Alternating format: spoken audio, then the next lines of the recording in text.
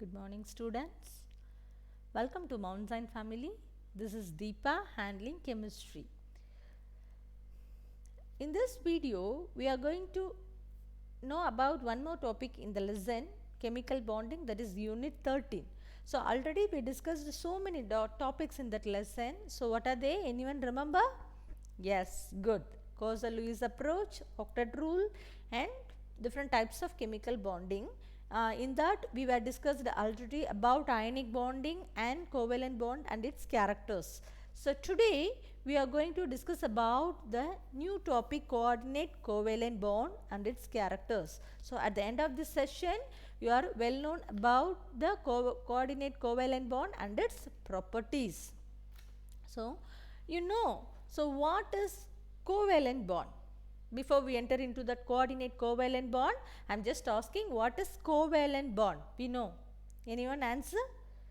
Yes, you are correct. So, if the formation of normal covalent bond is nothing but two atoms shares one electron each and form a bond. Okay, the bonded atoms contribute one electron to form a bond. So, that is called as a covalent bond. Okay, for example, here you see the water molecule. In this, oxygen and hydrogen are sharing one electron and form a covalent bond. Okay, so this oxygen and hydrogen share one electron. Similarly, this oxygen and hydrogen shares one electron each. So, and form a covalent bond. And one more example, ammonia. Ammonia, nitrogen, it has a 5 electron in its valence shell and it shares 3 electron with 3 hydrogen atom and get a stable octet state. Okay, so the sharing like this, that is each atoms contribute 1 electron and form a bond, means it is called as a covalent bond. But in some cases, so the sharing of electrons should be come from a single atom. Okay, so for example, that means the sharing of 2 electrons both which comes from only one of the combining atom, that is called as the coordinate covalent bond or dative band. Okay, so or you understand, if the sharing of electrons come from both atoms, then it is called as a covalent bond. If the sharing of atoms comes from only one of an atom, then it is called as a coordinate covalent bond. So both covalent and coordinate is sharing the electrons only, but in coordinate compounds the sharing of electrons comes from one atom and it is shared by 2 atoms. Okay, then it is called as a coordinate covalent bond. The another name for coordinate covalent bond is nothing but dative bond. So then which type of atom can involve in dative band? Means mostly the lone pair of electrons from an atom in a molecule may be involved in the dative bonding. So what is meant by lone pair of electrons? Okay, so I'll explain in just a minute. So before that, condition for covalent bond is coordinate covalent bond is nothing but the lone pair of electrons from an atom in the molecule may be involved in the dative bonding. Okay, so this is the condition for the coordinate covalent bond. So lone pair of electrons. So the electrons that are not involved in bonds are called lone pairs. The electrons that are not involved in bonds are called lone pairs. Just now we discussed about the water molecule. So water molecule in that the hydrogen and oxygen sharing one electrons. Okay, so similarly here this hydrogen and oxygen sharing on electrons, and then automatically the oxygen get a stable state, 8 electrons outermost cell la vandiruchu. Okay, so then we consider about these 2 electrons and these 2 electrons, they are not involved in the bonding formation. So these electrons are called as a lone pair of electrons. So the electrons that are not involved in bonds, the electrons that are not involved in bonds are called as lone pair of electrons. Okay, so in a water molecule, how many lone pair is there? There are 2 lone pair of electrons. Okay, are you able to understand? So the electrons that are not involved in bonds are called lone pair of electrons. Okay, so a molecule, in a molecule there are the outermost cell, how many electrons does not involved in a bond formation. Okay, so that is called as a lone pair of electrons. So in water molecule, how many lone pair of electrons? There are 2 lone pair of electrons. Okay, so the atom which provides the electron pair is called donor atom, and while the other which accepts the electron pair is called as a acceptor atom. Okay, so the atom, so already we know in coordinate covalent bond, one atom gives the electron and it should be shared by some other atom. Okay, so the atom which provides the electron pair is called donor atom, while the other atom which accepts the electron pair is called as a acceptor atom. So the coordinate covalent bond is represented by an arrow which points from the donor to acceptor. Okay, so let us discuss about the formation of coordinate covalent bond. Okay, so let us consider 2 atoms A and B. In this, A has an unshared lone pair of electrons and B is in short of 2 electrons. Then the octet in its valence shell. Okay, so this is the atom A. You just see it has a unshared lone pair of electrons. So one unshared lone pair of electrons, and you see the atom or molecule B. So it has a short of 2 electrons. If it is want to stable, it needs 2 electrons. At least it needs 2 electrons or duplet configuration. So it is in short of 2 electrons than the octet in its valence shell. Okay. So if it is now the atom A donates its lone pair of electron while atom B accepts it. So thus the lone pair of electrons originally belong to atom A, and now it's shared by both the atoms, and the bond formed by this mutual sharing is called coordinate covalent bond. Okay, so you see here now atom A donates its lone pair while atom B accepts it. Okay, atom A donate and B is an acceptor. It's a donor and it's an acceptor and form a compound. So this lone pair of electron is shared by both the atoms, and why I am putting the positive sign means it comes from the atom B. Okay, so this is nothing but it should be represented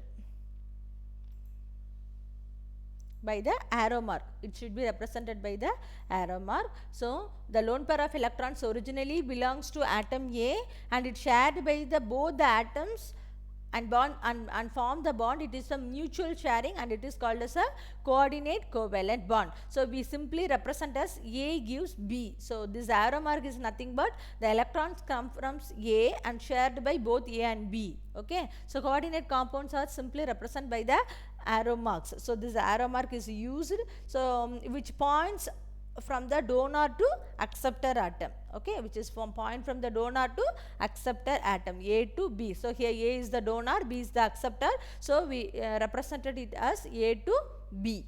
Okay, so let us discuss about the electronic configuration. Okay, A, it has a 2 lone pair of electrons, B, it is an acceptor atom, and this should be shared by each. So we represent as A gives B, that is A arrow mark B. So this is if we find out any molecule in this the arrow mark in any molecule, it is known as a coordinate covalent bond. Okay, let us discuss the illustration 1. So illustration 1 is nothing but formation of coordinate covalent bond between ammonia and BF3, boron trifluoride. Ammonia and boron trifluoride. So ammonia, you know, it is formed by one nitrogen atom combined with 3 hydrogen molecules. So NH3, boron trifluoride. So one boron combined with fluorine atom, 3 fluorine atoms and form boron trifluoride. So both are neutral molecules, but ammonia has a one lone pair of electrons. As a molecule itself, we see the boron trifluoride means it needed 2 electrons. Okay, so the donated pair of electrons come from a molecule as a whole which is already formed to another acceptor molecule. Okay, so this is in many cases donated pair of electrons come from a molecule, so which is already form a neutral, already it is a neutral. So consider ammonia and boron trifluoride molecules. Here you see the ammonia molecule, so it is in neutral state only, but it has two lone pair of electrons, sorry, one lone pair of electrons. So these electrons should be attract another molecule. So ammonia has a one lone pair of electrons. As we see boron trifluoride molecule, it is a stable one, it is a neutral one. But as a if you see like this, it has a 8 electron, 8 electron, 8 electron. As a molecule whole, boron trifluoride, it needs 2 electron to become a octet state. It to gain a octet state, so it undergoes coordinate covalent bond with ammonia and form a neutral compound. Okay, so here you see ammonia have one lone pair of electrons. In boron trifluoride molecule, it is short of 2 electrons. Okay, so it becomes forms a coordinate covalent bond. So here the ammonia molecule gives a lone pair of electron, and boron trifluoride molecule which is a electron deficient. So if they join together and form a bond like this only. Okay, ammonia, so boron trifluoride, both are joined together and form a coordinate covalent bond. Here ammonia is a donor and boron trifluoride is a acceptor molecule. So we represent as NH3 gives BF3, so that arrow mark is nothing but it is a coordinate covalent bond. Okay, so by using the electronic representation method, so the outermost cell, it has a 2 electron, it has a null, so both are joined together and form a coordinate covalent bond between ammonia and boron trifluoride molecule. Okay, next we are going to discuss about the characteristics of coordinate covalent compounds. So already you know what are the characters we have discussed for that, is physical state, electrical conductivity, melting point, solubility and reaction. The same things we are going to discuss about for coordinate covalent bond. The first one is physical state. So these compounds exist as gaseous, liquids or solids. Gases or liquids are solid. It may be exist in 3 states. So electrical conductivity, you know, if you want electrical conductivity, there we need charged particles present in it. Okay, so but here the covalent coordinate covalent compounds do not contain charged particles, so they are bad conductors of electricity. So physical state, it may be exist as a gases, liquids or solids, and electrical conductivity, there is no charged particles present in it, so they are bad conductors of electricity. Melting point. So what about the melting point? The compounds have high boiling and melting point higher than those of the purely covalent compounds, but when compared to ionic compounds, they have a low melting point, melting and boiling point. Okay, when compared to covalent compound, it has a high melting and boiling point, and compared to ionic compound, it has a less melting and boiling points. Okay, the next thing is solubility. They are insoluble in polar solvents like water, but soluble in non-polar solvents. Example for non-polar solvents: benzene, carbon tetrachloride and toluene. So at least we want to know 1 or 2 examples for polar and non-polar solvents. Okay, so coordinate covalent compounds are insoluble in polar solvents and they are soluble in non-polar solvents. Okay, the last one is reactions. Coordinate covalent compounds undergo molecular reactions which are very slow. Okay, so these are the characteristics of coordinate covalent bonding, and we will discuss these topics with the help of your textbook. Kindly open your textbook. Open your book.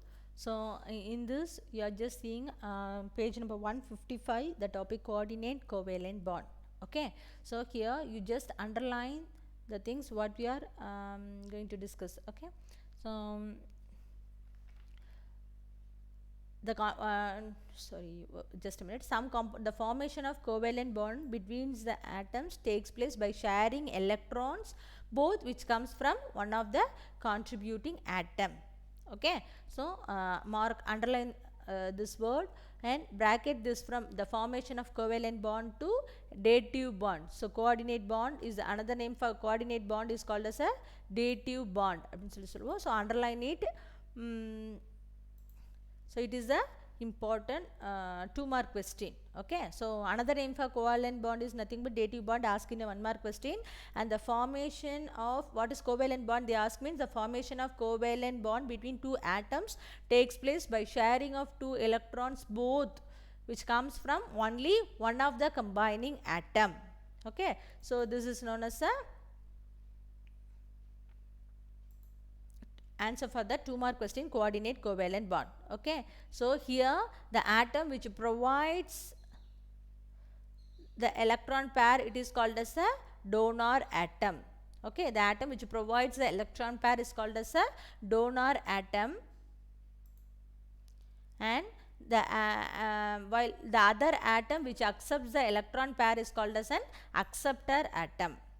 Okay, so these are the things you want to know, and it should be, the arrow mark is used to represent the coordinate covalent bond, which should be points from the donor to acceptor, okay.